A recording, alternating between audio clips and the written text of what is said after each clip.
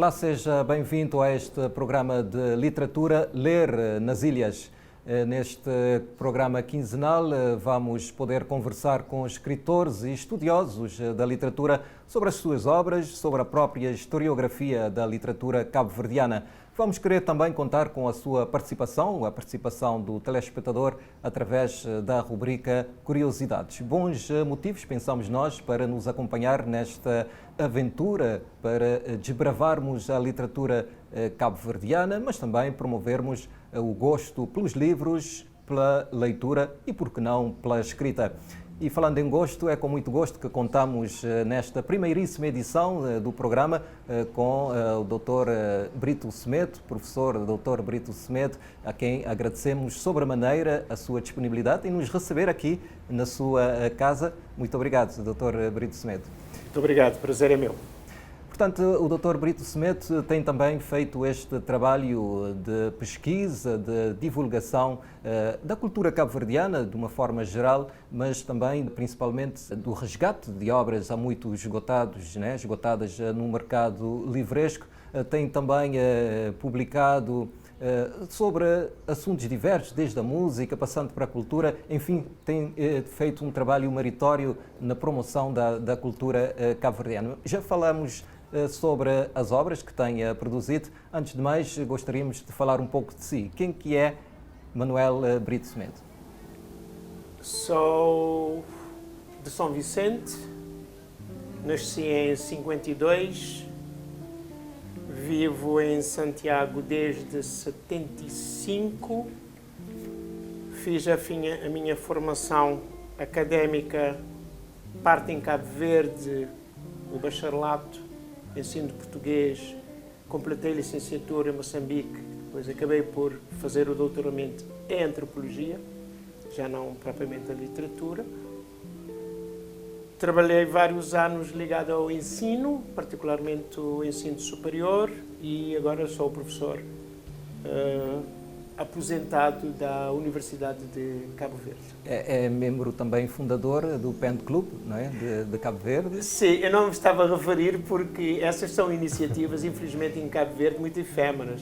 Constitui-se e depois não há seguimento nem da PEN, nem das academias, de uma maneira geral. Ainda está nas academias, a Academia Eugênio Tavares, da Cátedra de Eugênio Então, Tavares? eu desliguei-me da universidade e desliguei-me dessas atividades. Hoje em dia estou a fazer outras coisas mas que eu precisava fazer e que não tinha disponibilidade de tempo. Como estava a dizer há pouco, publicou já várias obras, não é? Nós temos aqui o exemplo de obras... Estive a contar, antes disso, 10. O primeiro trabalho que eu fiz e que publiquei foi sobre a linguística, os clíticos, ou os pronomes complementos em Maputo, no âmbito da licenciatura. E, mais recentemente, eu fiz trabalho sobre a advocacia em Cabo Verde. São 10 na totalidade. E, como disse, uma preocupação de resgatar a memória, que é o que eu tenho seguido sempre. Eu organizei 7 livros, dentre eles 2 de ficção, de Guilherme Dantas, o primeiro escritor cabo-verdiano, que não era conhecido e que só passou a ser conhecido a partir da organização do livro de poesia por Arnaldo França. Hoje temos a obra completa por causa disso. Pois é, publicou Memórias de um Pobre Rapaz, não é? Memórias de um Pobre Rapaz é um romance. E publicou o outro, que é Pedro Cardoso, que é Contos e Bosquejos. Contos e Bosquejos em termos de ficção. De Guilherme Dantas. Sim, ficou também temos mais um pré-claridoso, como se costuma dizer, Pedro Cardoso. Sim, organizei as crónicas de Pedro Cardoso no jornal A Voz de Cabo Verde, porque eu trabalho com a imprensa. Eram trabalhos publicados na imprensa, o caso do romance em folhetim, ou de Pedro Cardoso, que tinha uma coluna quinzenal, que é Manduque, depois deu origem a O Manduque, que eu também acabei por organizar e sair pela Pedro Cardoso, que não se conhecia. Recuperei Jaime de Figueiredo. Organizei Jaime de Figueiredo, os vários aspectos de Jaime de Figueiredo. para assinalar, já que ia falar de Jaime Figueiredo, para assinalar o aniversário de António Pedro, também recuperei os 90 anos da publicação do Diário de António Pedro, que tem a capa de Jaime de Figueiredo. Eu já tinha organizado um trabalho também de memória, de homenagem a Manecas Duarte, Manuel Duarte. São esses em termos de resgate, não é? Da organização. Bem, participei juntamente com o colega Zmaniak enquanto tradutor. Ele enquanto tradutor, eu mais conselheiro cultural e revisor no livro recente de Cesária Évora, para assinalar os 80 anos. Depois são os meus livros que eu assino como Exatamente, tem várias obras. Este ensaio é fundamental para quem quer entender da literatura, não só da própria cultura, aliás, da construção da identidade nacional. O que eu digo é o livro da minha vida. Tudo quanto fui fazendo foi para culminar nesse doutoramento que eu fiz em 2003. Entretanto, voltei para Cabo Verde em 2004 e em 2006, finais de 2006, eu tive a oportunidade. É o seu opus magnum, digamos assim. Sim, é isso mesmo. Exatamente. Portanto, neste livro também é que faz uma proposta de periodização da literatura cabo-verdiana. Começando por isso, não é muito consensual a periodização. Não, hoje mesmo eu revejo isso. Eu fiz essa proposta na linha dos periódicos, dos jornais que eu consultei, mas tenho refletido mais sobre isso. Aquilo é de 2003, 2004, 2003. Eu acho que não há necessidade de se criar coisas que já existem. Vamos a seguir a periodização portuguesa e enquadrar. A literatura portuguesa tem o período clássico, tem o romântico, e nós apanhamos a primeira geração, que entra, porque aqui chega-se tardiamente. Então demora, nós apanhamos o romantismo na fase final, já mais o ultra-romantismo, e com resquício dos clássicos, essa geração de José Lopes, a geração do seminário, dos seminaristas. Depois temos, em termos do realismo, o realismo já apanhamos, é a geração da claridade, é a geração de Baltasar Lopes, que na verdade é um realismo mais avançado que o realismo de Portugal. É o neorrealismo antes de haver neorrealismo em Portugal. Portugal vai aparecer mais nos anos 50. Mas o facto é que não há, digamos, consenso, não é? Há várias propostas, desde o Manuel Ferreira, que toma como marco a claridade. Manuel Ferreira é de um outro período. Primeiro porque Manuel Ferreira não conhecia a geração do século XIX, princípio do século XX. E ele mesmo diz, ele considerou esse período escuro, ele não conhecia tanta imprensa. E é uma proposta de 74, portanto já está completamente ultrapassado. Quer dizer, a proposta que é feita, tentar conciliar, porque é isso mesmo, como estava a dizer, o realismo nosso é da influência, muito da influência do Brasil, que não estava colado a Portugal, mas estava colado à França. Portanto, nós acabamos por ter um neorrealismo mais avançado. E se nós formos ver pelos períodos, apanhamos claridade como divisor das águas, mas se nós dissermos pré-claridosos e pós-claridosos, damos a ideia que claridade é que é importante e os outros são adjuvantes. Não, são momentos, são períodos tão importantes como a claridade. É por isso que eu estava a dizer isso. E depois apanhamos outros períodos até Cabo Verde entrar, de facto já temos as nossas especificidades depois da independência, até Cabo Verde entrar nessa da literatura mais universal. Já falamos sobre isso. Temos então esta periodização, a sua proposta. Sim, que hoje em dia é a evolução do que eu tinha proposto. Exatamente. Mas parece-me que outros autores também não gostam muito deste tipo de divisão. Autores como José Luís Alfaro Almada, Fátima Fernandes, eles não gostam deste tipo que divide a literatura conforme a história. A visão que eu tenho é que a organização política e social vai determinar. Em termos da imprensa é a mesma coisa. Temos os períodos políticos e sociais que afetam e determinam em termos, por exemplo, da produção jornalística, mais liberdade, menos liberdade, e todo um contexto. E é isso que acontece. Se nós formos ver, esta é uma visão. Podem ter outra perspectiva, noutra perspectiva podem analisar. Não que estejamos, muitas vezes não é que estejamos de acordo.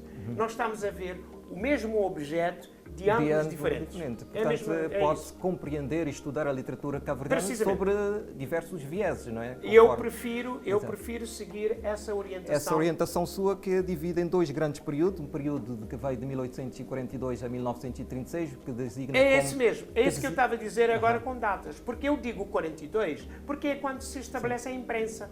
É o período que chama de período de cabo-verdianismo e outro período que vai de 1936 a 1975 de cabo-verdianidade. Por que esses termos? Não, eu estava a dizer, como eu disse, hoje já refleti sobre isso, não faz sentido eu estar a usar, a inventar coisas que já existiam. É que eu estava a dizer, a cabo-verdianidade eu estava a associar muito mais da assunção da cabo-verdianidade e da cultura cabo-verdiana, mas eu estava a ser injusto com a geração anterior. A geração anterior viveu um contexto completamente diferente. Bipátridos tinham a pátria e a mátria, que era Cabo Verde. Então, dizer que eles não defenderam Cabo Verde e não cantaram Cabo Verde é algum exagero nisso, algum radicalismo. Mas as pessoas, por vezes, têm essa tendência, que durante muito tempo foi, o que é antes da claridade parece que é escuridade, porque é falta de conhecimento. Não, Cabo Verde é um todo, é quase como, eu podia comparar uma corrida de estafeta, cada um no seu contexto, com a sua formação. É só vermos qual era a formação académica, qual era o contacto, o acesso ao mundo exterior, aos jornais, aos livros. Depois há uma outra geração que já estuda, e tem o liceu, pelo menos, e depois há uma geração que já tem uma formação superior. Então já revia essa sua proposta, não é? Sim, é isso que eu estou a tentar dizer. Não, estou a compreender. Sim, estou a dizer. Exato. Com o tempo a gente reflete sobre isso. Eu fiz aquela proposta naquela perspectiva mais cultural e da imprensa, porque eu trabalho com o discurso da imprensa. E então hoje esses escritores vamos usar para os telespectadores poderem entender também. Considerados de pré-claridosos ou nativistas na sua acepção, não é? Sim, eu chamo nativista, que é a valorização do nativo e da cultura da terra. É essa geração que eu chamo de geração... Como é que os classifica? Como precursores ou antecessores? Não, se eu disser precursores ou antecessores, eu estou a dizer que estão a anunciar uma coisa maior. E continuamos com aquela coisa de dizer que a claridade é que é maior. Não é verdade isso. Sim. Portanto, eu não uso nem precursores, nem pré-claridosos, porque eles têm identidade própria. É como apresentar-me como... Para quem conhece os meus pais, eu sou Manuel de Chanda de Inhalisa. Mas o que é importante para aquelas pessoas é aquelas pessoas que conhecem em relação à minha mãe ou à minha avó. Mas as pessoas que me conhecem agora, não lhes interessa saber, estar sempre a referir. Não, sou eu. Então podemos dizer que não há, digamos, uma quebra entre pré-claridosos e claridosos. Há uma continuidade natural, não é? Olha, a gente dessa geração que vem antes de 36 termina nos anos 20, 30.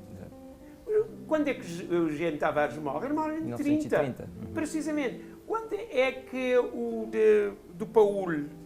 1930 também. 1930. Januário Leite. Januário Leite é 30.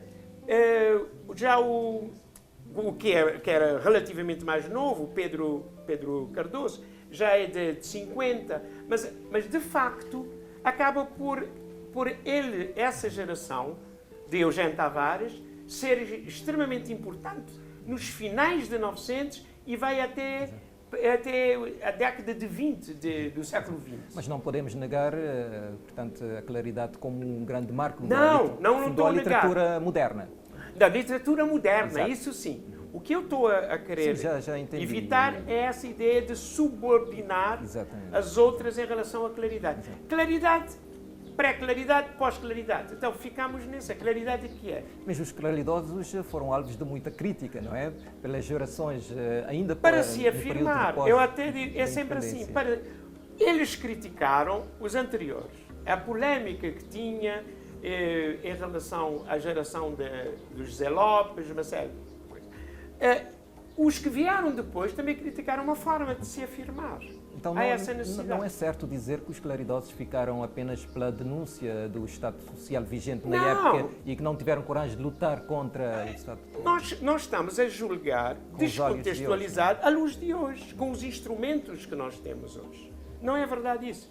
Eles foram grandes homens, cada um no seu período, e fizeram o máximo que podiam fazer com os instrumentos que tinham.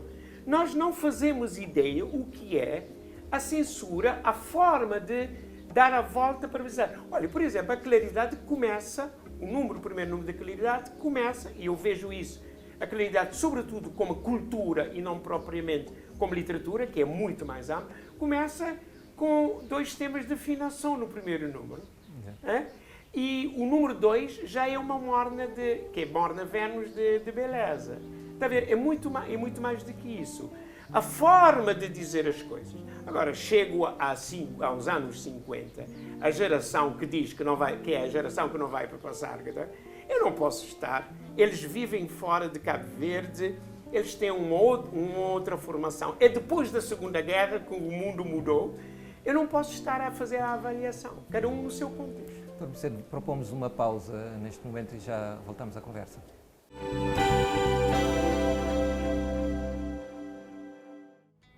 Dr. Brito Semedo, permite-nos neste momento lançar uma curiosidade aos nossos telespectadores.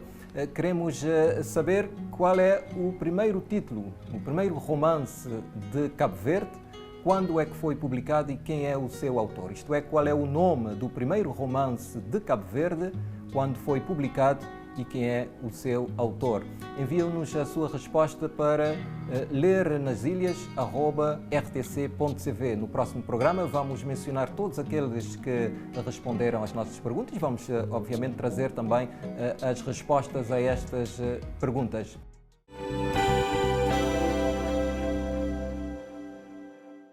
Retomamos então a nossa conversa aqui com o professor Dr. Brito Semedo, professor, doutor, ensaísta, não é?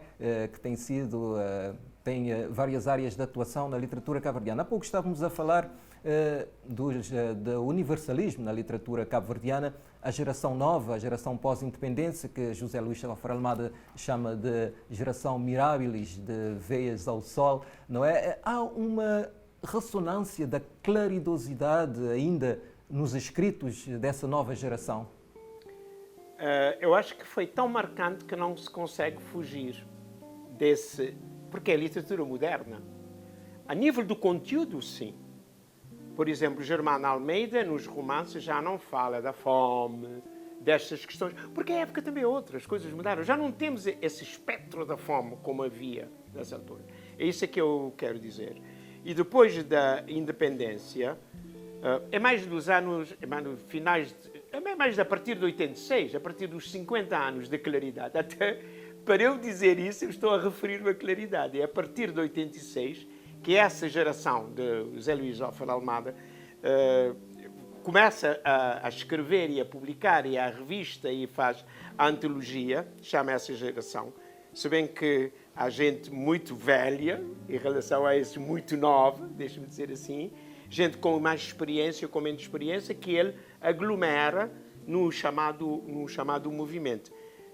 Mas é outra época, outra forma de escrever. Mas eu tomo como marco dessa mudança, é uma nova geografia, nova forma de escrever, e muito do simbolismo é 75, de facto, 74, 75, com Cursino Fortes, Pão e Fonema, e com o João Vário, que aparece com o heterónimo de Timóteo Tiof, com o primeiro livro de Nietzsche.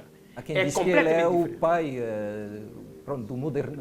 do universalismo na literatura cabo-verdiana. O que acontece é assim, o livro do Cursino Fortes sai primeiro, porque o dele estava na gráfica em São Vicente. Mas, se tomarmos em termos a questão temporal, diria, eu tenho muito receio essa de ser pai de nacionalidade, pai de não sei o quê. Eu tenho muito receio com isto, que não acho correto, porque quando acontece uma coisa, pode figurar uma pessoa, mas é um grupo, e chega um momento criado. mas o próprio é um cunho João mais Vário, universalista, mais sim, de questionamento existencial. sim, é isso mesmo. Então, João Vário, que esteve nesse processo longo, um processo longo de João Vário, que foi até acusado, entre aspas, de estar desligado da realidade de Cabo Verde, porque acharam que a literatura devia ser uma literatura engajada, nesse sentido, menos engajada, ligada à realidade de Cabo Verde, ou engajada politicamente. Lembremos que a publicação dele é de 60. Mas é um homem do mundo. Não é só do mundo geográfico, do mundo universal em termos dos estudos dele, em termos da literatura que ele produz. Não podemos ver João Manuel Varela como João Manuel cientista desassociado desse grande homem, deste grande poeta que é João Vário. Portanto, ele seria, eventualmente, a pessoa que mais contribui para isso. Agora, eu evito essa de dizer pai. É um bocado esta de querer... Em Cabo Verde temos essa coisa de querer. É a primeira vez, ele é o pai. Nós temos um problema em relação a ser pai. Se bem que nós não assumimos convenientemente a paternidade, mas isto é outra questão. Exato. Nesta geração dita, chamada de Mirabilis, há, portanto, muita participação da mulher que traz o seu ponto de vista. Podemos dizer que o feminismo é uma característica também da escrita dessa nova geração? Eu evito usar a questão do feminismo para falar do feminino. A questão é a seguinte: não havia possibilidade das mulheres irem estudar. Primeiro havia só o seminário liceu que não admitia mulheres. Portanto, esse período da geração de Eugênio Tavares, que eu chamo a dizer, não há mulheres. Quando é a geração de Baltazar Lopes, que eu estou a apanhar nos anos 30, ainda nós não temos mulheres que fez a escolaridade suficiente, se bem que nós tínhamos mulheres já a produzir. Temos nos almanacs, mas é caso especial. Que é Pusici, e ela sempre viveu fora, ou uma outra mulher que fez o magistério, formação fora, como a humilde camponesa, que é de Santo Antão e que escreve, mas em termos da participação, só começa a aparecer mulher é a geração de Arnaldo França com Orlando Amarilis. Já as mulheres já vão frequentar o liceu. Já é o liceu, portanto, antes era o seminário liceu, não havia possibilidade das mulheres participarem. Exatamente. Ou um outro caso que estudou fora, não é? Mas já há o liceu, a partir de 1917, até termos mulheres a frequentar o liceu, aparece primeiro Orlando Amarilis, naquele grupo de rapazes. Depois disso começa a aparecer mais mulheres. E chega a 75, há a possibilidade de haver bolsas de estudo, fazer formação fora, há mais oportunidade. E não nos esqueçamos que a partir de 90 é que há essa massificação em termos de ensino superior e passamos a ter escola secundária, ou liceu, eu continuo a chamar ainda liceu, passamos a ter a escola secundária em todos os concelhos, hoje mais do que estamos agora com 50 e tal. Como é que avalia na globalidade a nossa literatura, designadamente quanto à publicação? Eu penso que diretamente proporcional ao nível da educação, que baixou muito. Depois, há a questão de... Baixou... Em termos do nível. O nível da literatura que se produz hoje é menor do que... Não, há menos gente a integrar na literatura porque tem menos preparação. Era mais nesse sentido. Eu não estou a fazer a avaliação ainda da qualitativa. Estou a dizer, há menos gente que chega e que produz. Porque a educação, o nível da educação baixou. E o próprio o ensino da literatura, o estímulo à produção dessa literatura. E outra questão é, a gente mais nova não tem aonde publicar. Não há revistas, não há folhas literárias, não há nada. Não há uma política de incentivo às publicações. Não existe uma... Aliás, eu questiono até se existe uma política editorial em Cabo Verde. Porque o Estado há muito que abriu mão das suas responsabilidades.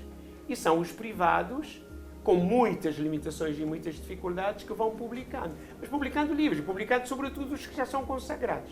Recentemente, como a livraria Pedro Cardoso, que tem estado a fazer isso e tem revelado alguns nomes de gente mais jovem. Mas é difícil a ver, porque tem que haver todo um viveiro para haver produção, para chegar a livros. Nós não temos revista, não há uma revista em Cabo Verde. Neste programa nós queremos também promover o gosto pelos livros, pela leitura e pela escrita, não é? O que é que o Dr. Brito Semedo pode dizer aos nossos jovens que possam estar a nos ver neste momento da importância de cultivar esse gosto pela leitura? Olha, nós falamos muito em termos jovens. Os professores são muito responsáveis por os alunos não lerem, por os alunos não desenvolverem a capacidade imaginativa para produzir a escrita. Mas se as pessoas não dominam, os próprios professores não dominam a língua portuguesa, que é a língua da escrita, que é a língua do ensino, que é a língua da educação, portanto, começa por aí. A coisa é muito mais funda. É preciso dominar a língua, estar à vontade com a língua para haver produção, e saber organizar as ideias e passar isso para o texto. Portanto, o trabalho tem que ser muito mais fundo. Temos que começar muito mais atrás e fazer isso. Mas que dá uma grande satisfação, um grande prazer, para além de que a gente aprende. Está sempre a aprender, porque quando a pessoa lê, vai entrando e vai vendo, aprende a escrever, aprende a pensar. E ajuda na imaginação, ajuda no desenvolvimento. Eu cheguei aonde eu cheguei, muitos anos de muito esforço. E as pessoas hoje querem tudo facilitismo.